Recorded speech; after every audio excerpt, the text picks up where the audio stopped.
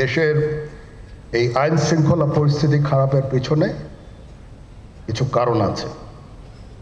প্রথম কারণটা হচ্ছে যে আমরা নিজেরা হানাহানির মধ্যে ব্যস্ত, একজন আরেকজনের বিরুদ্ধে বিষোদ্গারে ব্যস্ত। এটা একটা চমৎকার সুযোগ অপরাধীদের জন্য।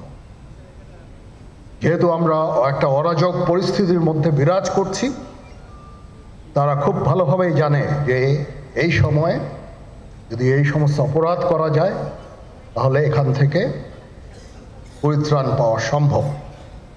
সেই কারণে এই অপরাধগুলো হচ্ছে। আমরা যদি সংগঠিত থাকি, একত্রিত থাকি, তাহলে অবশ্যই এটা সম্মিলিতভাবে মোকাবেলা করা সম্ভব হবে। Police, RAB, BGB, DGFI, NSI এগুলো দেশের জন্য অত্যন্ত গুরুত্বপূর্ণ কাজ করেছে অতীতে।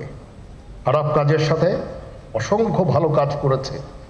আজকে যে দেশের স্থিতিশীলতা, দেশটাকে যে এত বছর স্থিতিশীল রাখা হয়েছে, এটার কারণ হচ্ছে এই সশস্ত্র বাহিনীর বহু সেনা সদস্য, সিভিলিয়ান সবাই মিলে এই অর্গানাইজেশনগুলোকে, অসামরিক, সামরিক সবাই মিলে এই অর্গানাইজেশনগুলোকে এফেক্টিভ রেখেছে।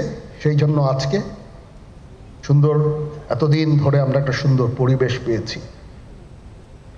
এর মধ্যে যারা কাজ করেছে, যদি অপরাধ করে থাকে সেটার শাস্তি হবে, অবশ্যই শাস্তি হতে হবে, না হলে এই জিনিস আবার ঘটবে।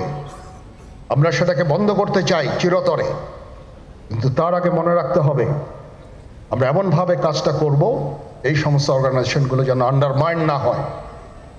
আজকে পুলিশ সদস্য কাজ করছে না, এটা বিশাল বড় কারণ হচ্ছে অনেকের বিরুদ্ধে মামলা, অনেকে জেলে।